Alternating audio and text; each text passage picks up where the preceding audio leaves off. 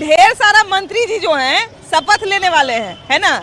तो कैसा मंत्रिमंडल में कैसा आदमी को रखा जाए? नया आदमी को, पुराना आदमी को, किसी खास जाति से, किसी खास क्षेत्र से, कैसा आदमी? नया आदमी चाहिए। नया आदमी नया आदमी चाहिए, जी हाँ। तो कुछ लोग कहते हैं कि नया आदमी सब ले आएंगे तो अनुभव फिर कहाँ से आएगा? 2 साल लग जाएगा मंत्रालय से। नहीं नहीं, ऐसा की बात नहीं है। नया आदमी अच्छा काम करेंगे, है ना? तब आप क्या कहते हैं भैया?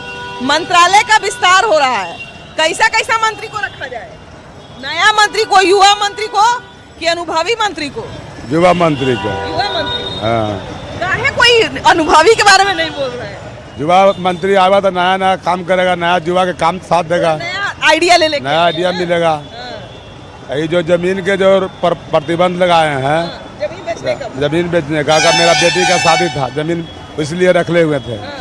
अब कहाँ से हम करेंगे? गरीब आदमी के लिए कुछ उम्मीद था, वो भी उम्मीद खत्म कर ले हैं।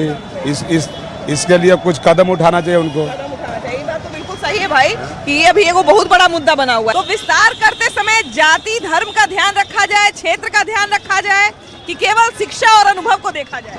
देखिए, ये सब जो आप पूछ रहे हैं, सारे चीज को अभाव करते हुए ये सब करना चाहिए। क्या कह रहे हैं? ये सब जो पूछे हैं कि मतलब विकास का हो या और सब का भी, तो ये सब कुछ करते हुए अगर ये करते हैं तो बहुत अच्छी बात है। मतलब विकास को ध्यान में रखा जाए। अब ज़्यादातर के विकास हो, शिक्षा हो, ये सब के लिए सब कुछ करना चाहिए। अच्छा, एक चीज हमको और बताइए कि मंत्रालय में युवा लोगों को रखा जाए, नए लोगों को रखा जाए, कि पुराने जो नेता हैं उनको रखा जाए?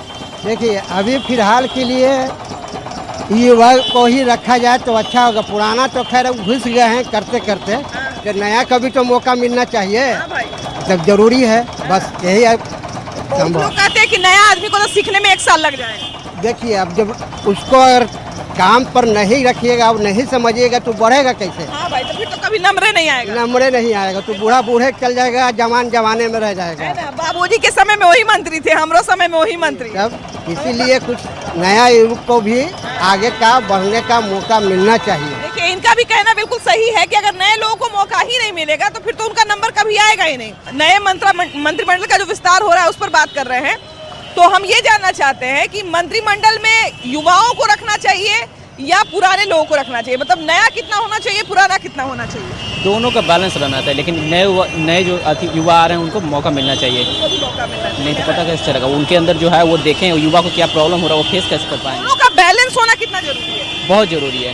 पुराने अनुभवी को भी मौका मिलना चाहिए और जो नए आ रहे हैं उनको मौका मिलना चाहिए, क्योंकि वो देख रहे हैं कि हम लोग को क्या दिक्कत है पढ़ाई लिखने में। नए लोग हैं, वो नई समस्या से अवगत है, हमारे कॉलेज से क्या दिक्कत हो रहा है या फिर हमारे पढ़ाई में क्या दिक्कत हो, और इतना जो बीपीएससी का अभी फॉर्म एडीओ वाला कैंसिल हुआ है, वो सब कैंसिल हो गया। हाँ, ये सब से प्रॉब्लम वो समझ सकते हैं।